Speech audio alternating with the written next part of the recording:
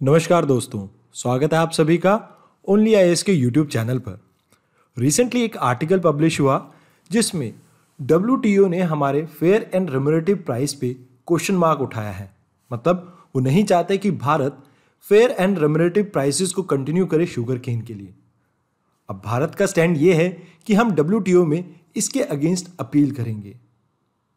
आगे बढ़ने से पहले जानते हैं कि डब्ल्यूटीओ टॉपिक हमारे एग्जाम के लिए कितना इंपॉर्टेंट हो सकता है।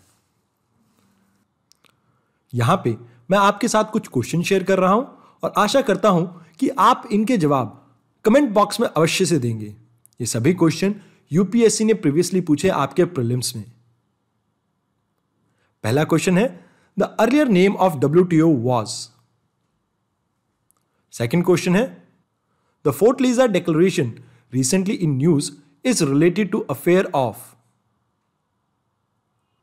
तीसरा क्वेश्चन है, consider the following statement, India has ratified trade facilitation agreement of WTO। Trade facilitation agreement is part of WTO's Bali ministerial package of 2013। Trade facilitation agreement came into force in January 2016।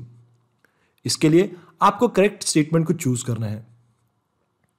चौथा question है, India enacted the geographical indication of good registration and protection act 1999 in order to comply with obligation.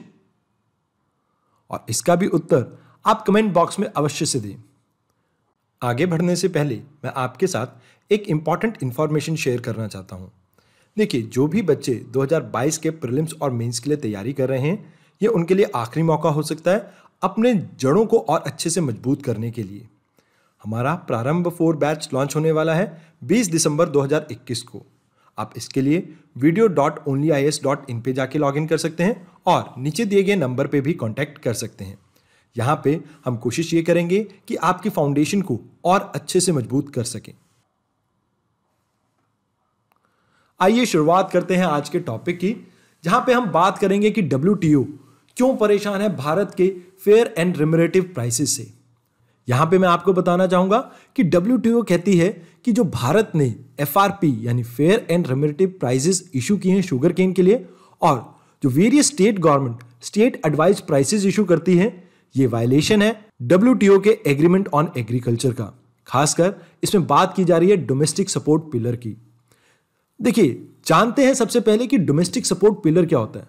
मान लीजिए जो आपकी राज्य सरकार या central government है, ये किसी तरह की सब्सिडीज इशू करती है ताकि किसान अपने प्रोडक्शन को और बेहतर कर सकें। इन्हीं को इंक्लूड किया जाता है डोमेस्टिक सपोर्ट में।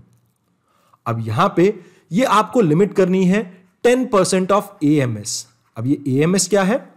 एएमएस की फुल फॉर्म है एग्रीगेटेड मेजर ऑफ सपोर्ट।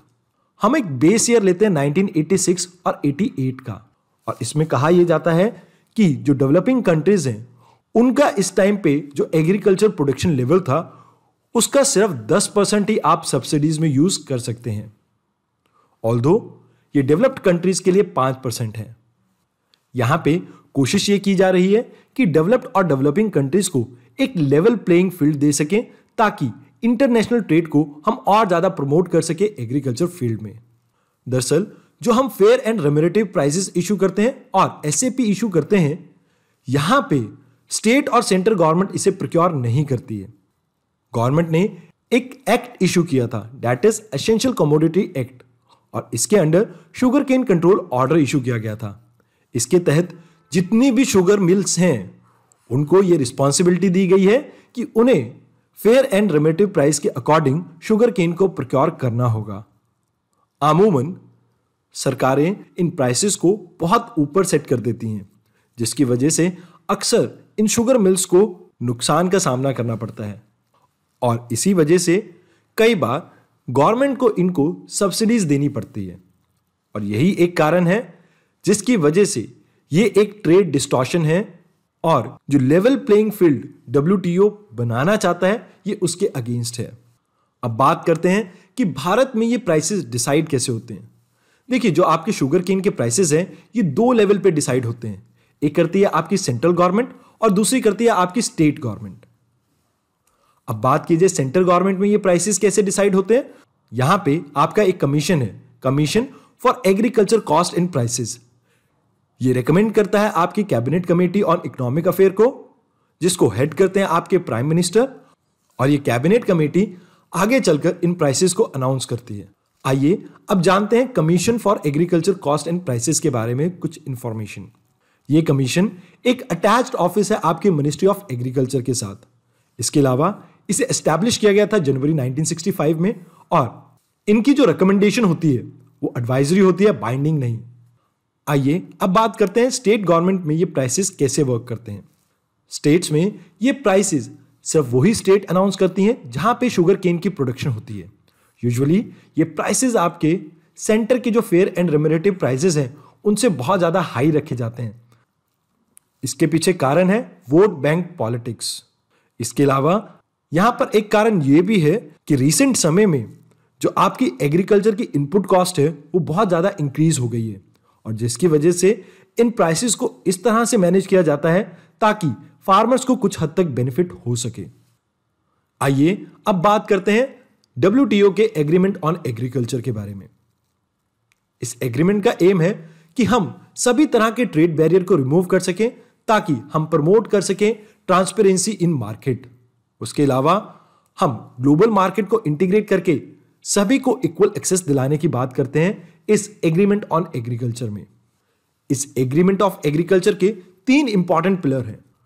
पहला पिलर है मार्केट एक्सेस, जहां पे हम टैरिफ बैरियर को कम करने की कोशिश करते हैं, और साथ के साथ अगर कोई कंट्री किसी कंट्री की डोमेस्टिक मार्केट को एक्सपोर्ट सब्सिडीज के थ्रू डिस्ट्रॉय करने की कोशिश करती है या डिसरप्ट करने की कोशिश करती है, तो उन केसेस में हम स्पेशल सेफगार्ड के प्रोविजन भी देते हैं इसमें। उसके बाद बात की जाए एक्सपोर्ट कंपटीशन की, तो यहां पे हम कोशिश ये करते हैं कि एक लेवल प्लेइंग फील्ड हो सभी के लिए, ताकि एक्सपोर्ट का कंपटीशन जितना इंक्रीज होगा उतने ही प्राइसेस जो हैं वो कंज्यूमर फ्रेंडली हो पाएंगे। आज की वीडियो में हमारा मेजर फोकस रहेगा डोमेस्टिक सपोर्ट पे। यहां पे 3 कैटेगरीज में डिवाइड किया गया है आपकी सब्सिडीज को। पहला है ग्रीन बॉक्स, दूसरा है ब्लू बॉक्स और तीसरा है एम्बर बॉक्स। बात की जाए ग्रीन बॉक्स की, तो इनमें उन सब्सिडीज को रखा गया है जो आपके ट्रेड के लिए डिस्टॉर्शन नहीं है, और इनमें आप कितना भी पैसा लगा सकते हैं। इनमें आप किसी भी तरह का प्राइस सपोर्ट नहीं देते हैं फार्मर्स को।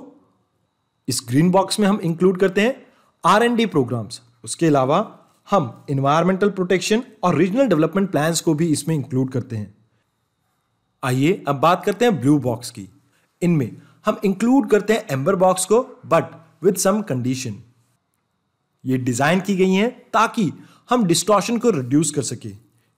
इनमें हम उन प्रोग्राम्स को इंक्लूड करते हैं जहां पर हम कोशिश करते हैं प्रोडक्शन को लिमिट करने की।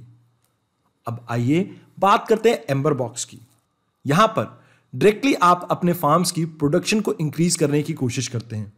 इनमें हम इंक्लूड करते हैं जैसे फर्टिलाइजर सब्सिडीज, सीड्स के लिए सब्सिडीज, गवर्नमेंट प्रोक्योरमेंट। इन सभी तरह के प्रोग्राम इस एम्बर बॉक्स में आते हैं, और इसके ऊपर WTO ने कुछ लिमिट लगा रखी है, और इसी को कहा जाता है AMS, यानी कि एग्रीगेटेड मेजर ऑफ सपोर्ट, जो कि हमें लिमिट करना है 10% तक।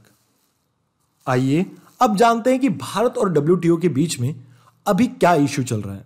देखिए, WTO के अकॉर्डिंग भारत को अपना जो सब्सिडीज है वो 13% से कट करनी थी 10 सालों में, जो स्टार्ट होती है 1995 से। इसके लिए जो बेस ईयर चूज किया गया था वो था 1986 से 88।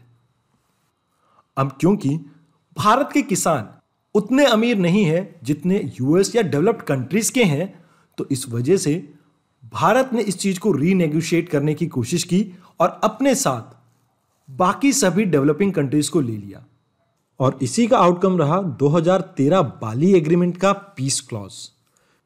इस पीस क्लॉज के अंडर अब जो डेवलपिंग कंट्रीज हैं वो ज्यादा सब्सिडीज दे सकती थी ताकि वो अपनी कंट्री में फूड प्रोक्योरमेंट प्रोग्राम्स को रन कर सके, और ये किसी भी तरह से WTO एग्रीमेंट का वायलेशन नहीं होगा। अब मान लीजिए अगर भारत को अपील करनी हो तो वो कहां अपील कर सकता है, तो इसके लिए मैं आपको बताना चाहूंगा कि एक डिस्प्यूट सेटलमेंट बॉडी है जो आर्टिकल 17 के अंडर बनी है WTO के। इसमें भारत अपील कर सकता है। इसके बाद अगर यहां पे भी भारत अपनी बात रखने में कामयाब नहीं होता तो इसके ऊपर भी एक बॉडी है, दैट इज अपीलेट बॉडी, जहां पर भारत फर्दर कंप्लेंट कर सकता है। ये जो अपीलेट बॉडी है ये जिनीवा स्विट्जरलैंड में बैठती है। तो आज के आर्टिकल के लिए इतना ही। धन्यवाद।